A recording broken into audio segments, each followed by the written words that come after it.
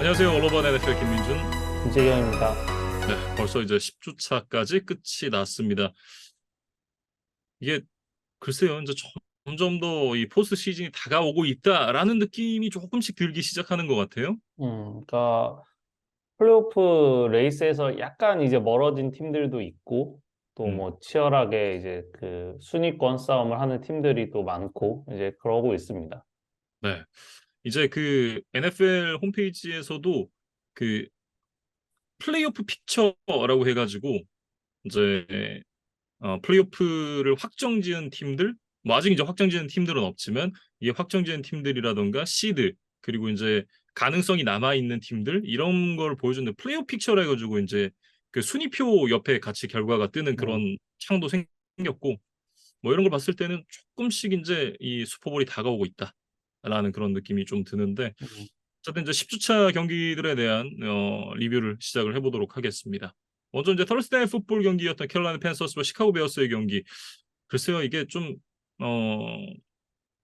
나이트 게임에 그 걸맞는 경기인가 싶을 정도의 이제 경기력이긴 했습니다만 어쨌든 터스데이 나이트 풋볼이니까 조금 이제 공정하게 이렇게 돌아갔다라는 그런 이제 생각이 들고 결과는 시카고 베어스가 16대 13으로 승리를 거뒀습니다. 뭐 베어스 입장에서는 일석이조였다? 이렇게 이야기를 해야 될 것 같아요. 일단은 뭐 본인들이 이겼기 때문에 뭐 팀 분위기를 좀 다잡는 데도 분명히 도움이 됐을 것이고, 어차피 이제 내년 캐롤라이나의 1라운드 픽을 지금 받기로 되어 있어요. 그렇기 음, 때문에 펜서스가 지면 질수록 자신들의 또 픽의 가치는 올라간다. 이렇게 보면 일단은 자신들보다 더 성적이 안 좋은 캐롤라이나 쪽에 좀 몰아주는 게 좋겠죠, 패배를. 예, 그래서 네. 베어스는 그 두 가지 목표를 잘 이뤄냈던 게임이었다. 이렇게 정리를 하겠습니다. 뭐 상대가 이제 펜서스였던 만큼 역시나 뭐 당연한 결과를 가져갔다 이렇게 좀 봐야겠죠.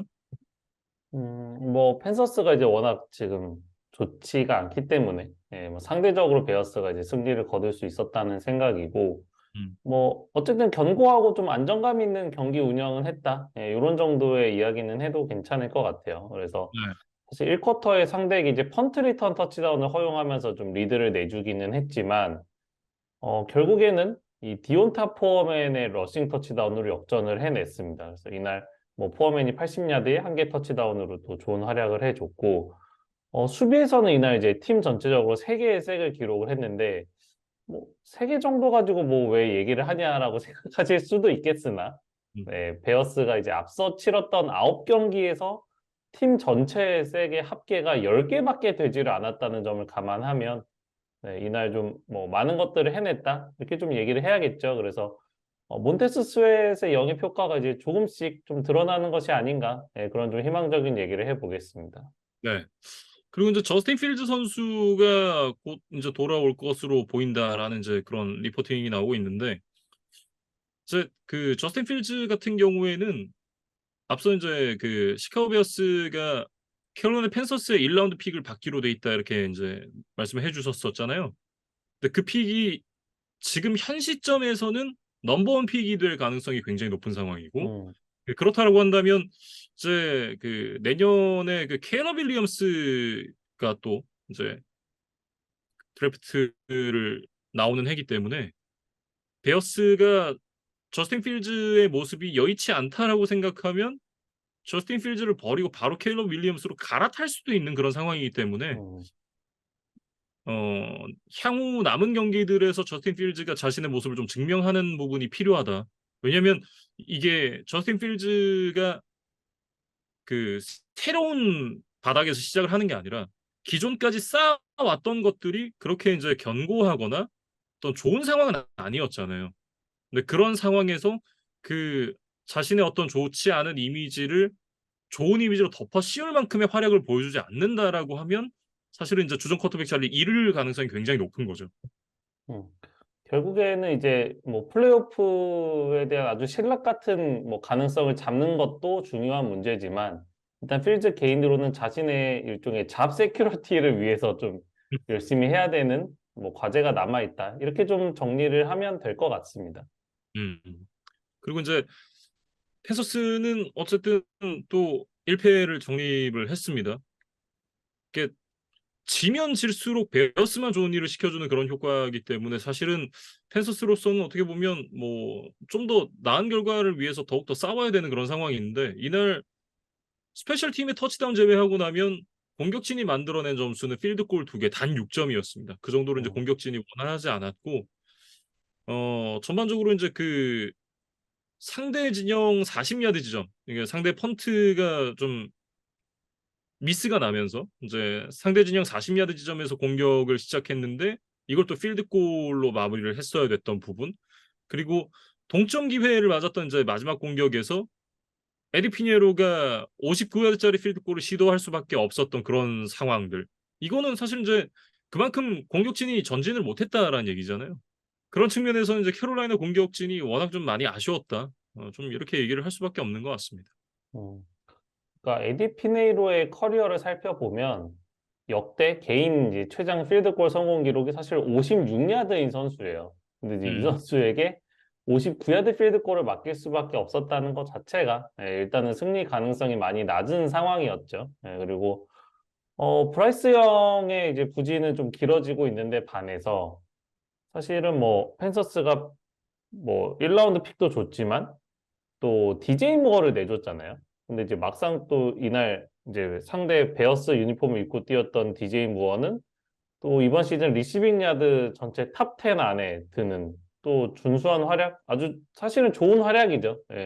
베어스의 쿼터백이 뭐 저스틴 필즈라던가 뭐 베이전트라던가 이런 뭐 음, 그렇게 지금 패싱 게임에 강점이 있지 않은 쿼터백들과 함께 하면서도 어쨌든 탑 10 안에 든다는 거는 이 무어가 굉장히 좋은 활약을 보이고 있다는 뭐 음. 증거이기도 한데 이 무어까지 좀 내준 트레이드였다 보니까 결국에는 이제 펜서스의 이제 이번 드래프트를 앞두고 있었던 트레이드가 좀 실패로 돌아가고 있는 것이 아니냐 하는 좀 평가들이 슬슬 나오기 시작하고 있습니다. 네. 별로 안 넘어가고 싶지만 다음 경기로 넘어가 보겠습니다. 콜츠와 패츠의 경기가 이제 다음 경기인데 10대 6 이제 콜츠가 승리를 가져갔죠. 올 시즌 이제 마지막 인터내셔널 게임이었습니다. 프랑크푸르트에서 펼쳐졌던 경기였고 사실 이제 그 밖에 나가면 좀 좋은 경기력을 보여줘야 이제 그 신규 유입이 생기고 사람들이 이제 이거 재밌구나 할 텐데 이런 개똥 같은 경기를 보여주면 보던 사람들도 이거 아닌데 싶어서 떨어져 나갈 만한 그런 경기 아니었나 그런 생각을 좀 해봤고 어쨌든 그 마카마카의 경기력 속에 콜츠가 승리를 당했다 이렇게 좀 말씀을 드릴 수가 있겠습니다. 음. 그러니까 뭐 꼭 점수가 많이 나는 것이 고급 풋볼은 아니라고 저도 생각은 합니다만 이런 좀 풋볼의 매력, 재미를 좀 알려야 하는 이제 초기 단계에 있는 이런 독일 같은 국가에서는 그래도 좀 많은 득점이 나는 경기들을 좀 보여주는 게 이제 팬들의 어떤 첫 번째 흥미를 음, 끄는 데는 분명히 도움이 되리라 생각을 하거든요. 근데 이제 네. 이날 콜츠와 패트리어츠 뭐 사실은 뭐 콜츠는 또 뭐 주전 쿼터백이 지금 빠져 있는 그런 이슈도 있다 보니까 두 팀 다 좀 많은 점수를 내는데 어려움을 겪었던 그런 게임이었던 것 같습니다. 네, 말씀해 주셨던 대로 저는 좀 그렇게 생각을 하거든요. 이게 야구를 보지 않는 사람에게 야구를 입덕시키기 위해서는 점수가 많이 나고 홈런이 빵빵 터지는 그런 이제 경기를 같이 관람을 해야 된다고 생각을 하거든요.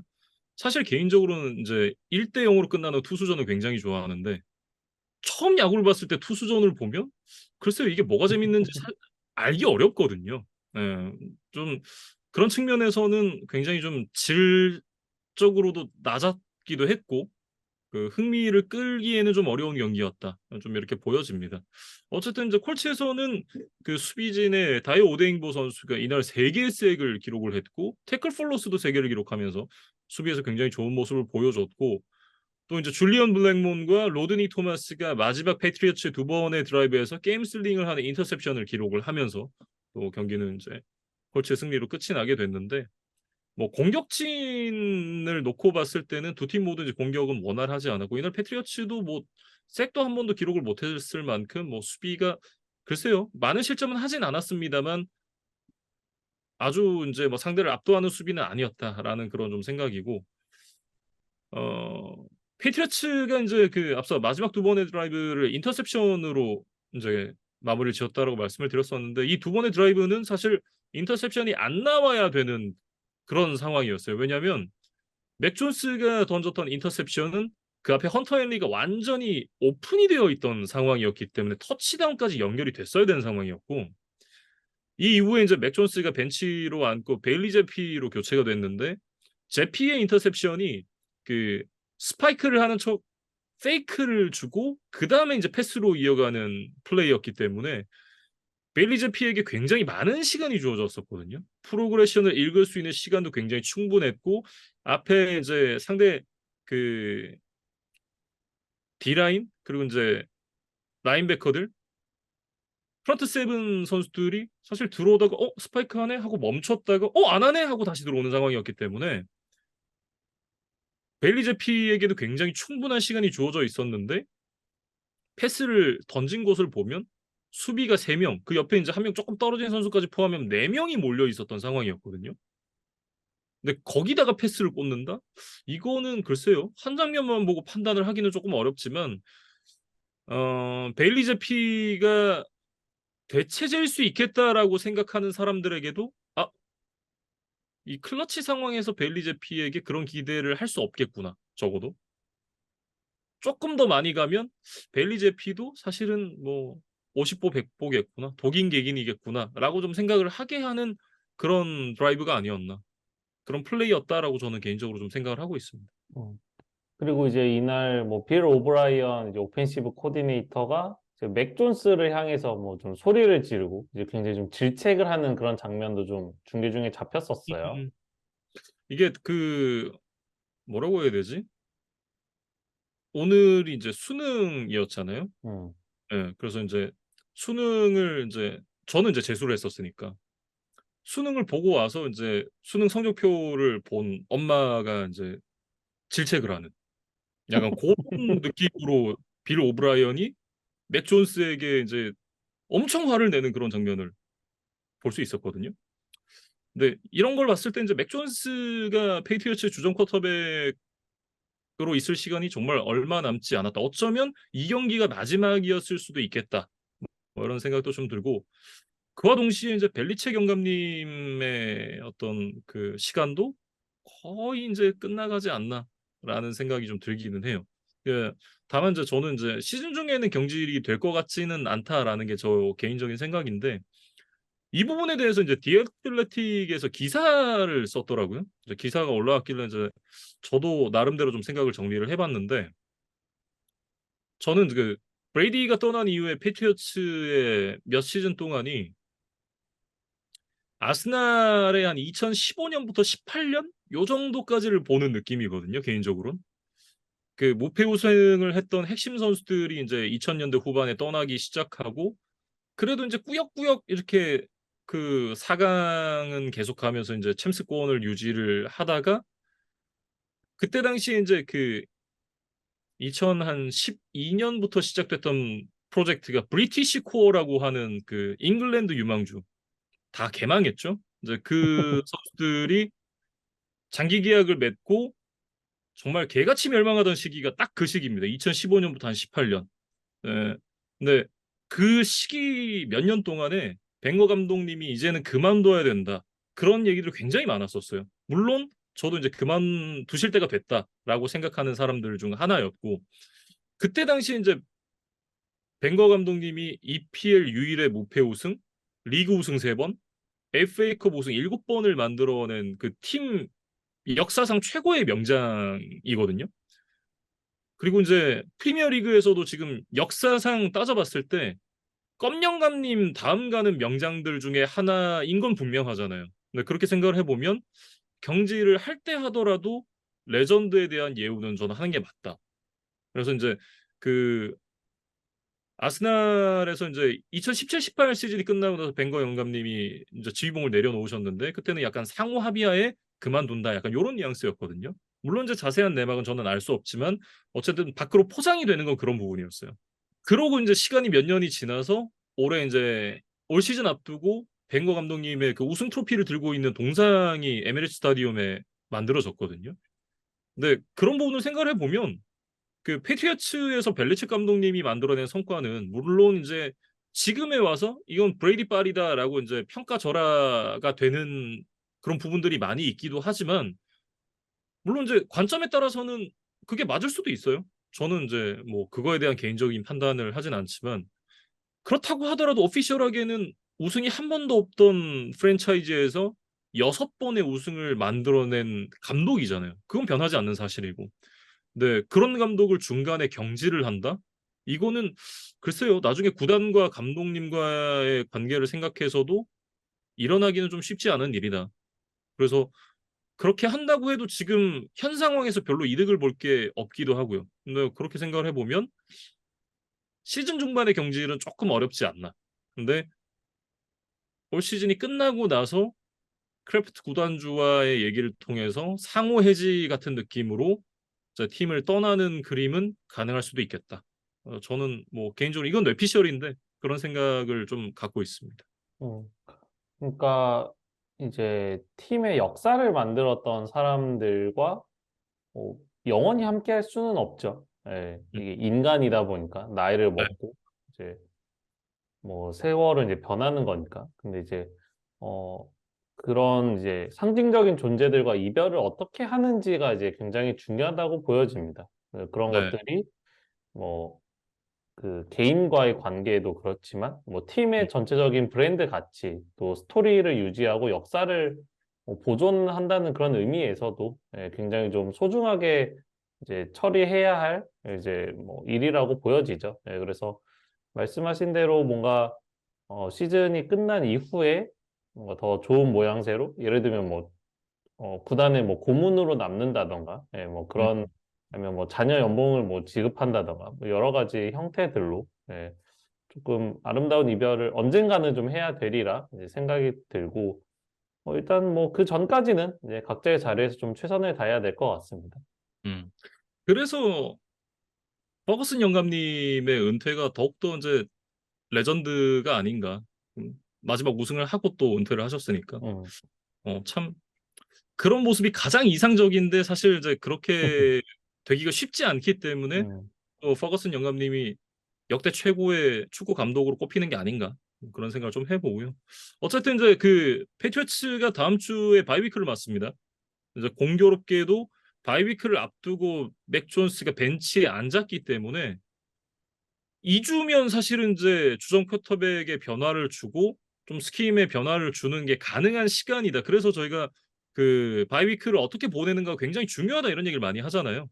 어쩌면 맥 존스가 주전 쿼터백 자리를 완벽하게 잃어버렸을 수도 있겠다. 쿼터백 선발 쿼터백으로 나서는 마지막 경기였을 수도 있겠다. 이런 생각을 좀 해봅니다. 음. 그리고 이제 다음은 이제 클리블랜드와 볼티모어의 이 AFC 노스 이 지구 라이벌전에 대해서 좀 얘기를 해보겠습니다. 음. 클리블랜드가 33대 31로 승리를 거뒀어요. 지금 그 AFC 북부 직구 네 팀 보면 네 팀 모두 5할 이상의 승률을 기록을 하고 있거든요. 정말 박 터지는 그런 시즌이 또 되고 있는데 이날 경기는 양 팀 모두 이제 공격 그리고 스페셜 팀 이런 쪽에서 실수가 나오면서 굉장히 묘하게 흘러가는 흐름이었어요. 근데 이제 결국에는 이 브라운스가 4쿼터에 16점 차의 리드를 내주는 이제 순간도 있었는데 이제 그거를 극복하고 이제 역전승에 성공을 했다 이렇게 좀 봐야 되겠습니다. 그래서 네. 브라운스는 사실 이제 첫 공격부터 픽식스를 내줬고 뭐 추격하는 과정에서 이제 펀트 리턴을 하다가 펌블을 하면서 또 상대에게 아주 유리한 필드 포지션 그리고 이제 터치다운을 또 얻어맞았어요. 그리고 4쿼터 중반에는 이제 엑스트라 포인트를 실패하면서 이제 동점이 되어야 할 상황이 이제 한 점 차 이제 뒤지는 뭐 상황으로 계속 남게 되고 이런 이제 여러 가지 좀 미스들이 있었는데 어쨌든 이제 후반전에 이제 두 번의 터치다운 드라이브와 함께 끝내기 필드골까지 이제 이 더스틴 홉킨스가 성공을 시키면서 이제 음, 극적인 승리를 거뒀습니다. 네.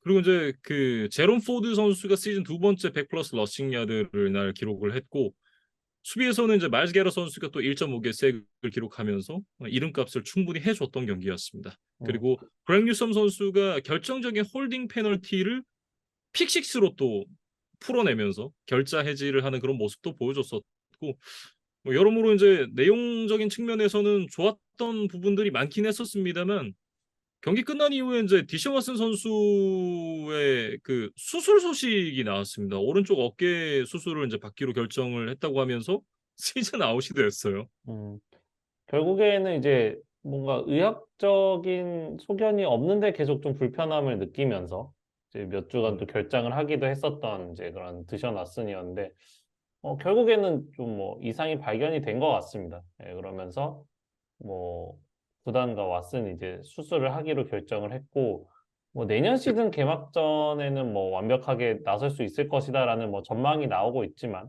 뭐 일단은 당장 이번 시즌 후반기를 어떻게 치러야 할지가 좀 막막해진 상황이에요. 음. 일단 이게 피츠버그랑 지구 라이벌전이 11주 차에 있는데 신인 도리안 톰슨 로빈슨 선수가 이제 선발로 나설 예정이라고 합니다. 네, 그때 그 4주차 레이븐스와의 경기에서 이 선수가 원래 커리어 첫 선발 기회를 잡긴 했었는데 어, 이 경기에서는 이제 뭔가 이렇다 할 모습을 보여주지 못하고 완패를 당한 그런 이제 기억이 있거든요. 그렇기 때문에 이제 이 PJ 워커를 선택하지 않았던 부분에 대해서 좀 의아한 그런 이제 의구심을 좀 가지시는 분들도 많으실 것 같아요. 음, 일단 저를 포함해서 네, 그래서 음. 저는 그때 당시에 이제 이 톰슨 로빈슨의 경기력에 굉장히 좀 경악을 금치 못했기 때문에 이 선수를 또 쓴다고? 라는 생각이 당장은 좀 들었어요. 그래서 음. PJ 워커가 처음에 부상인가 했는데 이제 그거는 아니고 어쨌든 구단에서 내부 경쟁을 통해서 이 톰슨 로빈슨을 뭐 낙점한 것으로 보입니다. 그래서 어떤 비하인드가 있었을까 해서 좀 찾아보니까 일단 훈련 과정에서 이 톰슨 로빈슨의 어떤 성장세가 좀 눈에 띄었다고 하더라고요. 네, 그래서 뭐 스테판스키 감독을 포함해서 뭐 공격 쪽에 있는 이 코칭 스태프가 이 모두 톰슨 로빈슨을 이제 높게 평가를 했고, 네, 그래서 실전에서 한 번 더 좀 기회를 주기로 한 것으로 보입니다. 네, 음. 그래서 일단은 뭐 4주차에 대한 뭐 편견은 좀 있고 11주 차에 그냥 다시 객관적인 시선으로 다시 제로 베이스에서 좀 지켜봐야 될 것 같아요. 네, 음. 그래서 어쨌든 이 선수가 이번에는 조금 더 준비가 된 상태로 나와서 실전에서도 좀 인상적인 모습을 보여줄 수 있기를 뭐 이제 기대를 해보고 근데 이제 그것과는 별개로 4주 차의 레이븐스, 그다음에 11주 차의 스틸러스 뭐 일단 지구 라이벌전이라는 것도 이제 굉장히 부담스럽지만 음. 두 팀 모두 이제 수비가 굉장히 강력한 팀들이잖아요. 근데 이 어린고 이제 경험이 없는 쿼터백이 조금 더 쉬운 상대들을 만나면서 좀 경험치를 쌓으면 좋을 텐데 음. 굉장히 좀 터프한 경기들에만 뭐 계속해서 이제 출전하게 됐다는 것은 좀 개인적으로는 좀 불운한 뭐 결과가 아닌가 이런 생각이 또 들기도 합니다. 네. 어쨌든 뭐 레이븐스 입장에서는 굉장히 좀 뼈아픈 경기였죠. 그러니까 여유 있게 투 포지션으로 앞서가는 경기를 게임 슬링을 하질 못하고 역전까지 허용했던 부분, 이런 부분은 글쎄요, 레이븐스가 좀 고쳐야 할 숙제가 아닌가라는 생각이 들고 이게 그 여러 가지 좀 아쉬운 포인트들이 있었는데 전반전에 인제 그 블로킹에서 좀 아쉬운 모습을 보여주면서 필드골이 인제 블락이 되는 부분이 있었고 그리고 이제 2 쿼터 막판, 4 쿼터 중반 인터셉션을 허용하면서 추격을 허용했던 부분, 그리고 마지막 공격에서 결정적인 서드다운 상황, 여기서 딜레이 오브 게임이라는 페널티를 또 범하는 그런 부분들이 여러 가지 좀 아쉬운 포인트가 될 것 같습니다. 특히 음, 이게 원정팀이 딜레이 오브 게임을 하는 건 뭐 그럴 수 있죠. 그 워낙 그 서드다운, 포스다운 상황이 되면 이렇게 그 함성 소리로 이제 상대팀을 방해하는 그런 부분들이 많으니까. 근데 이게 홈팀이 딜레이 오브 게임 페널티를 받는다? 이거는 좀 그렇게 쉽지는 않은 일이거든요. 음. 좀 순간적으로 좀 어수선해지고 이제 선수단 전체가 이제 집중력을 좀 잃었던 순간이라고 봐야겠죠. 음. 그래서 이날의 실수를 좀 잊지 않고 뭐 남은 후반기 그리고 넘어가서는 이제 플레이오프에서 이런 일들 좀 다시는 잊지 않아야 될 것 같고 음. 뭐 패배도 패배지만 이제 핵심 선수들의 또 부상이 추가된 것이 좀 안타까운 일이에요. 그래서 레프트 태클 로니 스탠리가 지금 무릎 부상을 당하면서 벵갈스와의 떨스의 풋볼에 이제 결장이 확정이 됐고 저희가 이제 녹화 하기 전에 이제 자료를 만드는 과정에서 찾아봤을 때는 이 말론 험프리 코너백도 좀 출전 가능성이 좀 높지 않다. 예, 굉장히 좀 의심스러운 상황이다. 이런 리포트가 있었습니다. 그래서 음, 일단 다음 주에 지구 라이벌 벵갈스를 만난다는 것도 좀 뭐 껄끄러운 일, 그다음에 짧은 휴식 후에 경기를 치러야 한다는 것도 좀 악재지만 음, 이런 이제 부상 선수들까지 추가가 되다 보니까 레이븐스가 또 한 번에 좀 어려운 주간에 맞게 되지 않을까 좀 음, 걱정이 됩니다. 네. 다음 경기는 이제 샌프란시스코 49어스와 잭슨빌 제규어스의 경기입니다. 이 경기에서 34대 3으로 샌프란시스코 49어스가 승리를 가져갔습니다. 앞서 이제 그 바이위크를 한 주 가졌었던 샌프란시스코 49어스였는데 3연패 이후의 바이위크였거든요. 근데 그게 좀 나이너스에게는 좀 쇄신을 할 수 있는 그런 타이밍이 아니었나 그런 생각이 들고 시즌 초반에 보여주던 강력한 모습을 잭슨빌 제기어스를 상대로 보여주면서 연패를 끊어내는 데 성공을 했습니다. 음.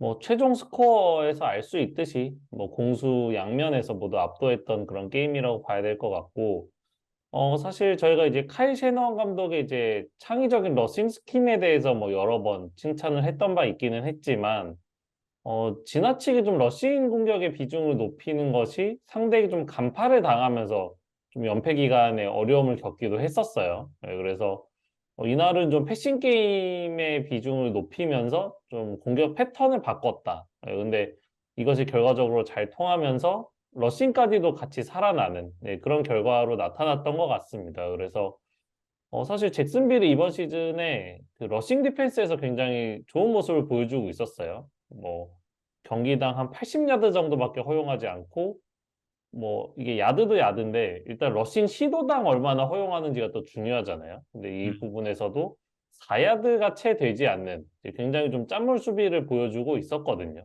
그래서 음, 이런 어 리그 탑 10 안에 확실히 드는 이 러싱 디펜스를 가진 잭슨빌을 상대로 팀 전체적으로 140야드 이상 터치다운 하나를 기록했다는 거는 나이너스에게는 좀 고무적인 일이었던 것 같습니다. 네. 이날 이제 그 크리스찬 맥카프리 선수가 연속 경기 터치다운 기록은 이제 끊어졌습니다. 뭐 터치다운은 없었기 때문에 17경기에서 이 기록이 마감이 되긴 했었는데 일단 뭐 연패를 끊기도 했었고 맥카프리가 혼자서 이제 러싱 야드 95야드를 찍었거든요.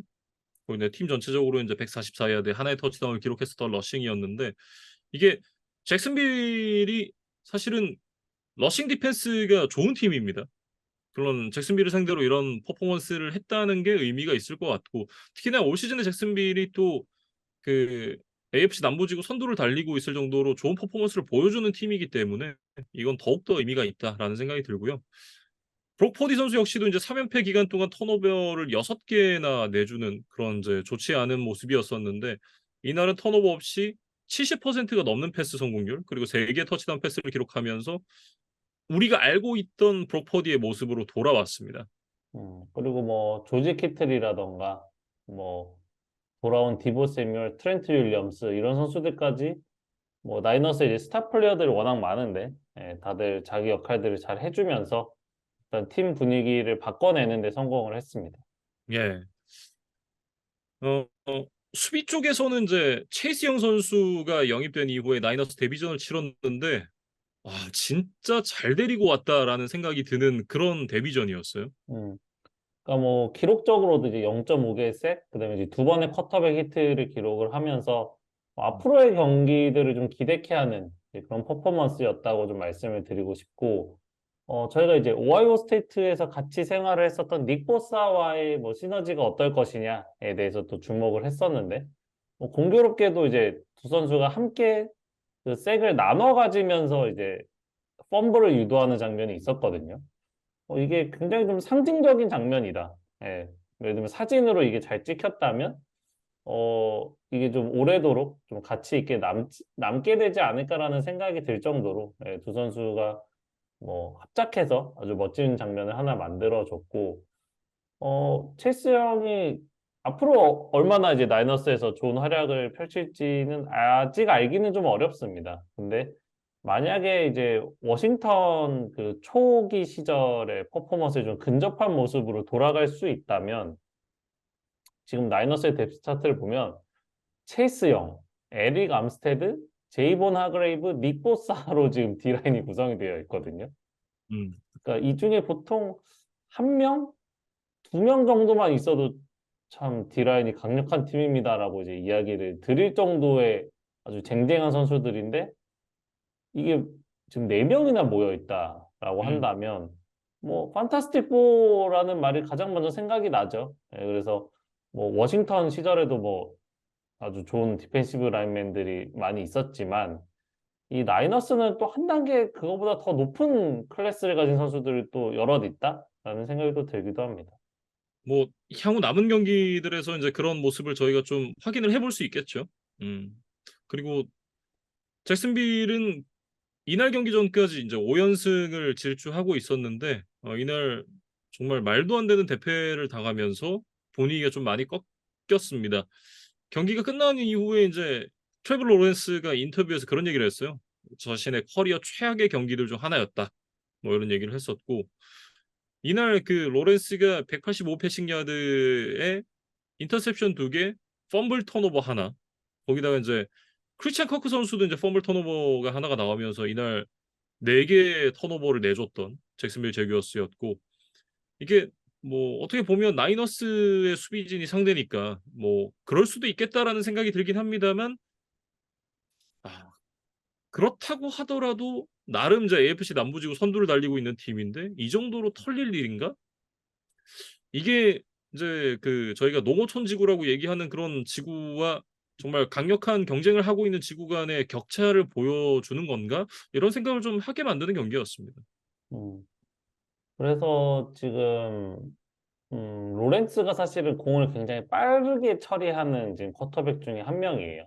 예, 음. 그러다 보니까 오펜시브 라인의 허점이 이렇게 크게 지금 부각되지는 않고 있다. 근데 하지만 로렌스가 공을 가지고 있는 시간이 조금이라도 길어지면, 그러니까 평균 구간으로 들어오게 되면 이제 프레셔에 노출되는 비율이 이제 굉장히 높아지고 있다. 이런 지적을 하는 기사들이 있더라고요. 예, 그래서 네. 시즌 후반 그리고 이제 플레이오프에서 수비가 좀 강력한 팀들을 만나게 된다면 음.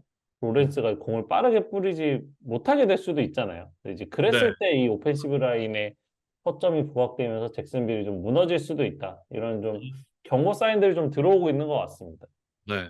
어쨌든 그런 부분에 대한 보완은 필요합니다만 이제는 뭐 투데레이드 데드라인도 끝이 났고 뭐 보강할 수 있는 방법은 사실은 좀 어렵다라고 봐야 되거든요. 있는 자원 안에서 어떻게 이 부분을 개선할지 이런 부분도 한번 지켜봐야 될 포인트가 될 것 같습니다. 음, 다음은 그린베이 패커스와 피츠버그 스틸러스의 경기입니다. 스틸러스가 23대 19로 이제 승리를 가져갔는데요.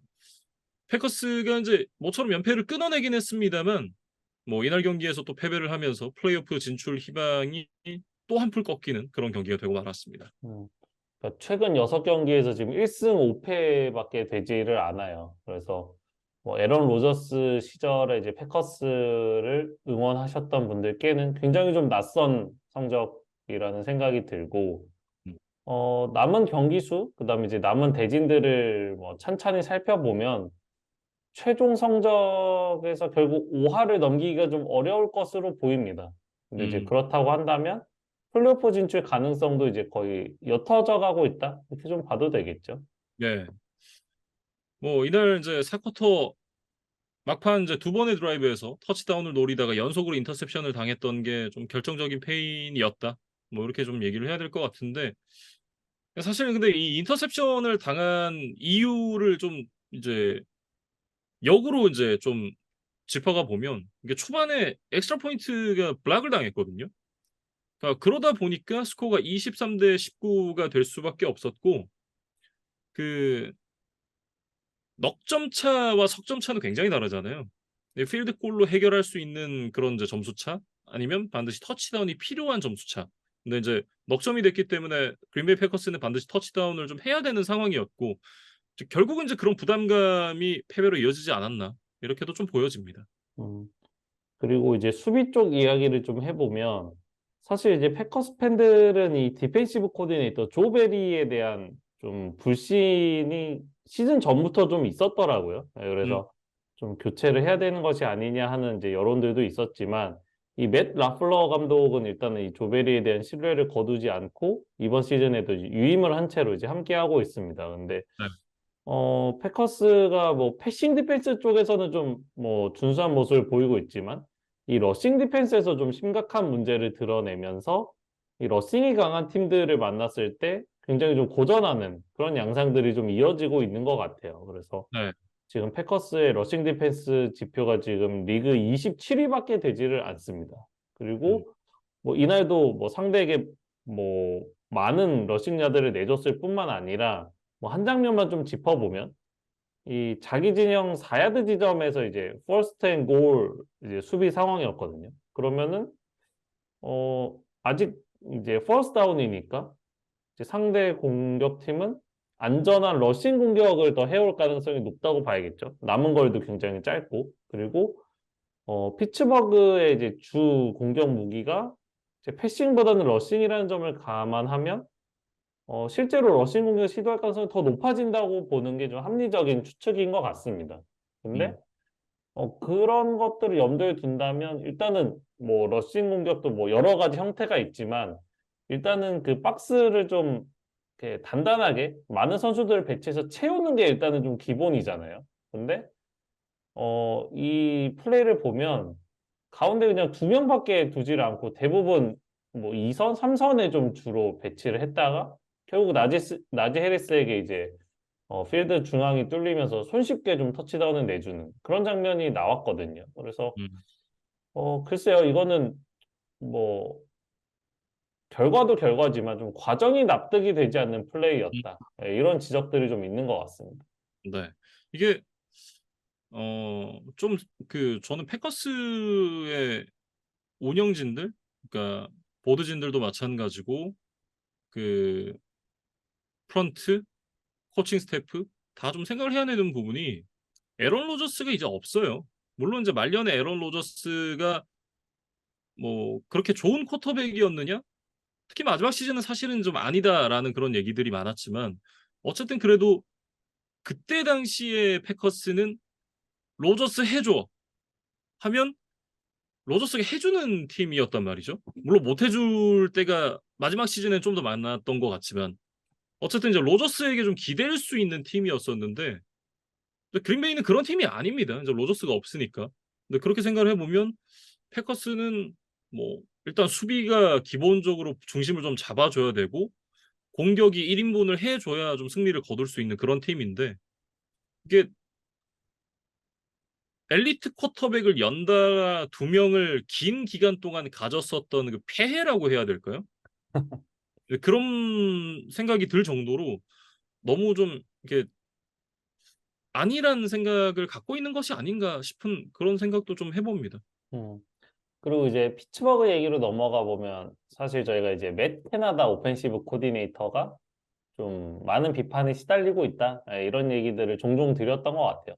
네. 개인적으로는 이 맷 캐나다의 책임이 아주 크다고 생각하지는 않지만 어쨌든 현지 여론이 좀 좋지 않았는데 지난주 테네시와의 경기부터 이제 한 가지 변화를 가져갔다고 해요. 그래서 음, 뭐 이런 이제 플레이 콜링을 하는 이 코디네이터들이 보통 경기장 어디에 음, 위치하느냐라고 이제 물어보신다면 보통 이제 두 가지 부류로 좀 나뉜다고 뭐 말씀을 드리면 될 것 같아요. 음, 그러니까 사이드라인에 이제 선수들과 같은 아이 레벨에서 함께 뭐 선수 및 감독과 이제 뭐 호흡하면서 이제 작전 지시를 하는 스타일이 있고 이제 경기장 위쪽에 이제 스카이박스에 올라가서 이제 경기를 전체적으로 이제 내려다보면서 뭐 작전 지시를 하는 그런 이제 유형의 코치가 있죠. 근데 뭐가 더 우수하고 뭐가 더 열등한 방법이다 이런 거는 사실 없고 사실은 뭐 팀의 상황이나 코치의 성향에 따라서 또 뭐 여러 가지 장단점이 있다고 보여집니다. 그래서 음, 사이드라인에 있는 거는 일단은 뭐 선수들과 소통을 하면서 하기에 더 좋다? 일종의 피드백을 실시간으로 받으면서 하기가 좋다? 이런 장점이 있는 것 같고, 이제 위에서 보면 뭐 자신의 공격팀 선수들 뿐만 아니라 이제 상대 수비의 전체적인 움직임까지도 이제 한눈에 좀 담으면서 이제 볼 수가 있기 때문에 어, 뭐 그것도 또 그거대로 장점이 있는 거죠. 근데 이제 음, 이 맷 캐나다는 이제 항상 그 필드 위에서 보는 걸 이제 선호를 하다가 뭔가 좀 변화가 필요하겠다라고 이제 생각을 했는지 지난주부터 이렇게 내려와서 지금 플레이 콜링을 하고 있다 그래요. 근데 이제 음. 이게 뭐 이것 때문인지는 모르겠지만 어쨌든 어떤 변화를 가져간 이후에 연승을 지금 피츠버그가 달리고 있기 때문에 어쨌든 이 변화를 좀 계속해서 유지해도 되지 않을까 이런 생각이 좀 들었습니다. 네. 뭐 어쨌든 이게 뭐로 가도 서울만 가면 된다고 이기기만 하면 되는 거죠. 그렇기 때문에 어쨌든 지금 변화가 긍정적인 결과를 가져왔다면 일단 당분간은 그 과정을 유지를 하는 것도 굉장히 좀 좋아 보이고요. 어쨌든 이제 이날 제일런 워렌 선수가 101야드 터치다운 하나, 그리고 나지 해리스가 82야드 터치다운 하나를 이제 해주면서 팀 전체 러싱 공격이 200야드를 넘어갔던 부분, 그러면서 패싱 게임에서의 아쉬운 부분, 그리고 이제 패싱 게임을 운영하는 쿼터백의 부담을 덜어줬던 부분, 이런 부분이 좀 잘 되지 않았나라는 생각이 들고, 수비에서는 이제 그 원 포지션의 타이트한 상황에서 마지막 두 번의 상대 공격을 모두 이제 엔드존 근처에서 인터셉션으로 막아냈던 것. 이 부분이 또 결정적으로 팀에게 승리를 가져다 주는 그런 발판이 됐습니다. 음. 그러니까 팀이 이제 워낙 접전 상황을 많이 경험을 하다 보니까 어떤 집중력을 유지하는 훈련 자체가 팀 전체적으로 좀 잘 되어 있다는 느낌이에요. 음, 그래서 만약에 이제 피츠버그가 플레이오프에 진출해서 뭐 어떤 팀과 만난다 할지라도 초반에만 좀 터지지 않고 이 경기 막판까지 좀 접전 양상으로 갈 수 있다면 음. 어느 팀도 이 피츠버그를 좀 무시하기는 어렵겠다. 네, 이런 생각이 드는 그런 게임이었어요. 네. 그래서 다음 경기로 넘어가 보죠. 테네시 타이탄스와 템파베이 버커니어스의 경기입니다. 이날 템파베이 버커니어스가 20대 6으로 승리를 가져갔습니다. 테네시가 이제 정말 기나긴 원정 연패에 빠져 있는데 이날도 결국은 이제 그 부분을 끊어내질 못했습니다. 그러면서 4연패 늪에서 허우적대고 있었던 템파베이 버커니어스가 승리를 가져갔습니다. 음. 그러니까 둘 중 하나는 좀 안 좋은 징크스에서 벗어날 수 있었던 그리고 한 명은 더 깊은 수렁으로 빠질 수밖에 없는 그런 매치였는데 일단 템파베이가 자신들의 연패를 끊어내는 데 성공을 했고 마이크 에반스 얘기를 좀 해야 될 것 같아요. 그래서 음, 데뷔 첫 해부터 사실 지난 시즌은 이제 9년 차였고 올해가 이제 10년 차인데 앞선 9시즌 동안 매해 1000 리시빙 야드를 넘긴 선수는 역대 최초라고 하더라고요. 그러니까 네. 데뷔 시즌부터 이 9년 차까지 한 시즌도 놓치지 않고 음, 그러다 보니까 이미 뭐 만 야드를 돌파를 했고요. 올해도 지금 9경기에 벌써 700야드를 넘겼기 때문에 무난히 1000 리시빙 야드를 넘길 것으로 예상이 됩니다. 뭐 음. 갑자기 시즌 아웃 부상만 당하지 않는다면. 근데 사실은 이날은 좀 뭐 천당과 지옥을 좀 오고 갔던 네, 음. 그런 게임을 했었어요. 이날 그 오픈된 상황에서 이제 베이커 메이필드의 패스를 드랍을 하면서 좀 망신을 당했던 그 마이크 에반스 선수였는데 이게 공이 저글이 된 이후에 이제 발까지 이용해서 어떻게든지 좀 컨트롤 해보려고 이제 했지만 결국 이제 드랍이 되고 말았습니다. 이게 사실은 이런 상황을 한번 겪고 나면 이게 멘탈이 부서질 수 있거든요. 근데 그럼에도 마이크 에반스는 뭐 그럴 수도 있지 이러면서 이제 바로 다음 공격에서 패스를 받은 이후에 이제 엔드존으로 들어가면서 터치다운을 만들어내는 모습을 보여줬습니다. 역시나 이제 이 선수가 왜 역대 최초로 매 시즌 1000 리시빙 야드를 기록한 그런 리시버가 됐는지를 좀 보여주는 장면이 아니었나 그런 생각도 좀 해보고요. 음. 그러니까 특히 그 터치다운 장면을 혹시 못 보신 분들이 있다면 이제 한번 보시기를 뭐 추천을 해드리는데 상대 수비를 거의 모래주머니 단 것처럼 네. 그냥 이렇게 수비가 이렇게 안겨 있는데 그 음. 째로 그냥 오야드를 전진해서 엔드존까지 들어가더라고요. 네, 네. 그래서 정말 뭐 불도저라는 표현을 아마 이제 영문 기사에서도 쓰는 것 같던데 그게 참 잘 어울리는 이제 수식어였던 것 같고 어쨌든 에반스가 이제 굉장히 좀 체구가 큰 빅바디 리시버 유형이잖아요. 이제 그런 선수들의 장점인 이 파워가 잘 살아났던 그런 이제 인상적인 플레이가 아니었나 싶습니다. 네. 어, 테네시는 이제 또 한 번 원정 패배를 당하면서 원정 연패가 계속해서 이어지고 있습니다. 지금 뭐 지구 최하위까지 떨어질 그런 위기에 몰렸는데 지금 콜츠는 5할 승률을 지키고 있는데 반해서 타이탄스가 지금 승패 마진이 마이너스 3까지 떨어졌고 지금 뭐 잔여 스케줄을 봐도 펜서스와의 경기를 제외하고 나면 승률 5할 미만과의 팀이 없거든요.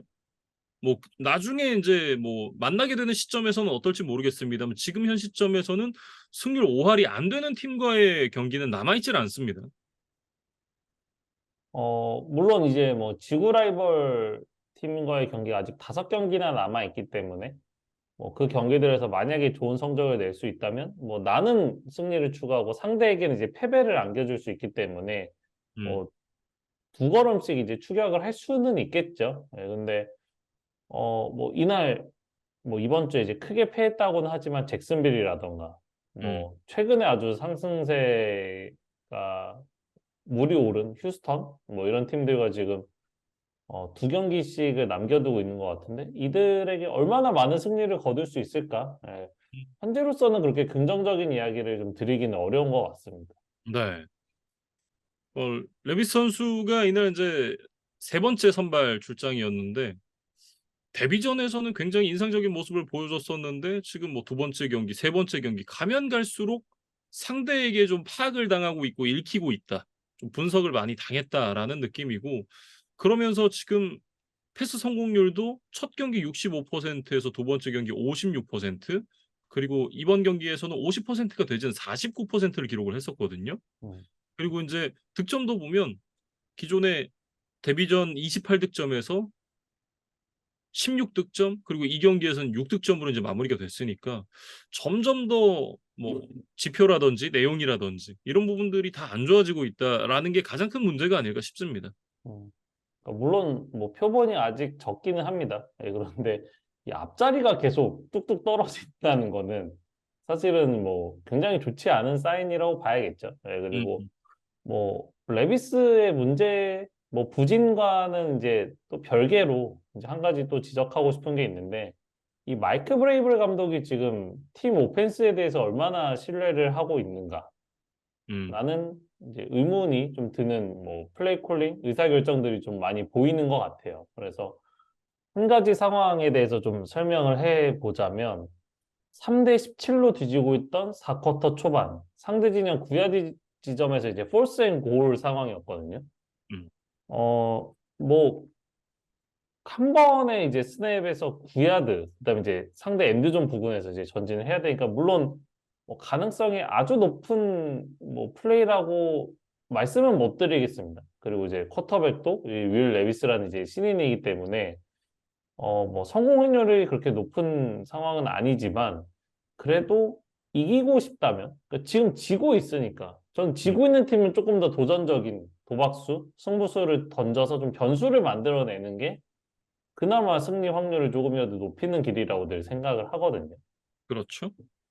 그렇기 때문에 이제 고포릿을 시도해서 어떻게든 터치다운에 대한 트라이가 있었어야 된다고 이제 보여지는데 음. 브레이블 감독의 선택은 필드골이었어요. 그래서 이제 뭐 결과적으로 성공을 했고 이제 6대 17이 됐죠. 음. 음. 근데 이제 필드골을 성공하는 게 어느 정도의 의미가 있는 플레이였는지는 잘 모르겠어요. 그러니까 4쿼터에 이미 뒤지고 있는 팀이 14점에서 11점으로 이제 리드 폭을 이제 좁혀놨죠. 근데 이제 그럼에도 불구하고 투 포지션에서 투 포지션으로 갔다는 점에 대해서는 변하는 것은 없습니다. 음. 어쨌든 두 번의 공격 드라이브가 필요한 상황이 되는 거죠. 근데 그거를 낮은 확률이더라도 한 포지션으로 줄일 수 있는 기회를 아예 스스로 먼저 차단했다는 것, 그런 가능성을 차단했다는 거에 대해서는 좀 납득이 되지는 않았어요. 그래서 음. 사실은 브레이블 감독이 원래는 굉장히 좀 공격적인 다소 좀 무모하다는 생각이 들 정도로 굉장히 공격적인 시도들을 하기도 했었는데 아무래도 지금의 어떤 약해진 좀 팀 로스터, 특히 이제 공격 쪽에서 그런 점들을 좀 지나치게 의식하다 보니까 너무 음, 보수적인 이제 의사결정들이 나오고 있는 것은 아닌가 그런 좀 걱정이 들었습니다. 네. 다음 살펴볼 경기는 뉴욕 자이언츠와 댈러스 카우보이스의 경기입니다. 댈러스 카우보이스가 49대 17로 승리를 가져갔습니다. 뭐 데니얼 존스 선수가 있었다고 해도 이상하지 않을 점수 차긴 합니다만 뭐 역시나 데니얼 존스까지 빠진 뉴욕 자이언츠가 이기는 건 사실 뭐 좀 어렵다라는 예상이 지배적이었었고 모두가 예상했던 것처럼 댈러스 카우보이스가 굉장히 큰 승리를 가져갔습니다. 음.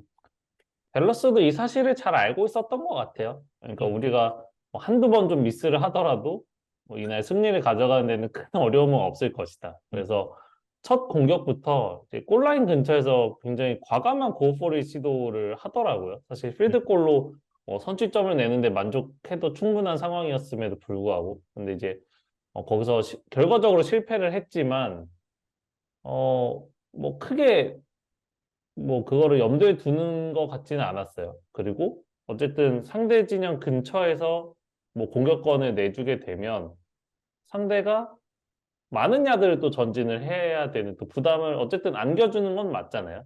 득점은 음. 하지 못하더라도.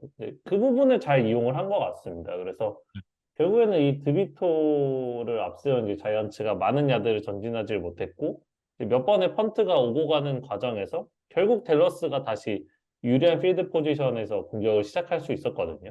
이제 그러면서 음. 선제 터치다운이 댈러스 쪽에서 나왔고 뭐 그 뒤로 이제 한 번도 경기가 동점이나 역전이 되지 않고 그대로 점수차가 계속해서 벌어지고 말았습니다. 올 시즌 이제 자이언츠와 카우보이스의 맞대결 두 번의 맞대결이 모두 끝이 났습니다. 그러니까 두 경기의 점수를 합산을 해보면 89대 17이에요. 이게 이제 댈러스 카우보이스의 프랜차이즈 기록인데 1969년 이글스를 상대로 한 시즌에 66점을 더 많이 만들어냈던 기록을 넘어서 이게 72점으로 이제 신기록을 세웠습니다. 이게 지구 라이벌 맞대결에서 이 원정 홈 두 경기 점수 합산 가장 큰 점수차 신기록입니다. 음. 그리고 이제 이날로만 좀 국한을 하더라도 팀 전체 전진 야드가 640야드였어요. 좀 규격 외 그러니까 굉장히 엽기적인 이제 전진 야드를 만들어냈고 뭐 프레스캇이 이제 404 패싱 야드에 4개 터치다운, 1개 인터셉션이 있기는 했지만 그리고 브랜든 쿡스도 이적 후에 이제 첫 100 플러스 리시빙 야드 게임을 하면서 173야드 그다음에 뭐 이날 굉장히 또 환상적인 원핸드 캐치를 보여줬던 CD 램이 165 스크미지 야드에 2개 터치다운으로 뭐 골고루 뭐 서로 이제 좋은 기록들을 많이 쌓아 나가면서 완승을 거둘 수가 있었습니다. 네. 이제 그 댈러스 카우보이스가 향후 일정을 좀 살펴보면 13주 차부터 17주 차까지 거의 이제 그 플레이오프에 진출하는 팀들을 만나게 되거든요. 물론 아직 이제 정해지지는 않았습니다만 이제 지구에서 우승을 할 가능성이 높은 팀들 혹은 이제 플레이오프의 가능성 높은 팀들을 만나게 되는데 시애틀 시옥스, 필라델피아 이글스, 버팔로 빌스, 마이애미 돌핀스, 디트로이트 라이언스 이 다섯 팀을 이제 13주 차부터 17주 차까지 만나게 되거든요. 물론 댈러스 카우보이스도 상당히 까다로운 팀이긴 합니다만 어쨌든 이 기간 동안에 최대한 많은 승수를 쌓아서 플레이오프 좀 안정권으로 들어가는 게 필요한 댈러스 카우보이스다. 이렇게 좀 보여지고 그러기 위해서는 다음 주에 있을 팬서스와의 맞대결, 그다음 주 커맨더스와의 맞대결은 반드시 좀 잡고 가야 된다. 이렇게 좀 보여집니다. 음. 그러니까 지금 6승 3패니까 좀 여유가 있어 보이지만 이 13주 차부터 5경기에서 생각보다는 많은 승수를 추가하지 못할지도 모른다라는 이제 좀 위기 의식을 가져야 한다는 거죠. 네. 그래서 일단 11주, 12주 차에 2승을 거둬서 8승 3패까지 이제 좀 많은 걸 벌어 놓으면 음. 그러면 좀 이 지옥의 일정에서 조금 고전하더라도 결국 플레이오프에 안착하는 데는 큰 무리는 없을 것 같다. 이런 생각들이 좀 들었습니다. 그리고 이제 자이언츠 얘기로 좀 넘어가 보면 데니얼 존 선수가 이탈을 한 이후에 이제 토미 드비토 선수가 이제 새로운 쿼터백으로 나서게 됐는데 이 선수가 이제 부모님이랑 이제 뉴저지에서 같이 산다 그래요. 그 멜라이프 스타디움이 이게 뉴욕 팀들의 연고지긴 하지만 정확하게는 뉴저지에 위치를 하고 있잖아요. 음, 그렇기 때문에 이제 뉴저지에서 또 부모님이랑 같이 살면서 출퇴근을 한다라는 거는 글쎄요. 이제 굉장히 쉽지 않은 일이죠. 그러니까 미국이 이제 뭐 땅이 워낙 넓기도 하고, 예, 음. 이런 NFL을 포함한 뭐 대부분의 프로 스포츠가 이제 드래프트에 의해서 첫 번째 소속팀이 결정이 되기 때문에 이 프로 스포츠 선수가 시즌 중에 본가에서 이렇게 출퇴근을 할 수 있다는 거는 사실은 거의 불가능에 가까운 일입니다. 예, 그렇기 때문에 오히려 또 뭐 별거 아니라고 생각하실 수도 있지만 한국 팬들은 예, 이런 것들이 또 현지에서는 또 화제가 되는 것 같더라고요. 예, 네. 그래서 뭐 드비토 입장에서는 뭐 가족과의 이제 행복한 생활을 오랫동안 하기 위해서라도 일단 자이언츠에서 좀 자리를 잡는 게 중요하겠죠. 예, 음. 그러려면 지금 이제 찾아온 기회를 잘 살리는 것이 중요한데 이날 이제 선발 데뷔전에서 두 개의 터치다운 패스를 성공시키기는 했습니다. 근데 이제 음. 이미 점수차가 너무 벌어진 뒤에 나온 뭐 터치다운이었고 뭐 전체 누적 야드가 지금 100야드도 채 되지를 않았으니까 뭐 카우보스 수비를 뭐 조금이라도 좀 균열을 냈다라는 표현도 좀 아까울 정도로 사실은 좀 굉장히 저조한 경기력이었던 것만은 분명한 것 같아요. 네. 그래서 뭐 팀 오펜스 전체적으로도 뭐 세이컨 바클리가 분전하기는 했지만 혼자서 이 거대한 이 카우보이스의 혼자 맞서기에는 좀 역부족이 아니었나 그런 음. 생각들이 들었던 게임이었습니다. 네.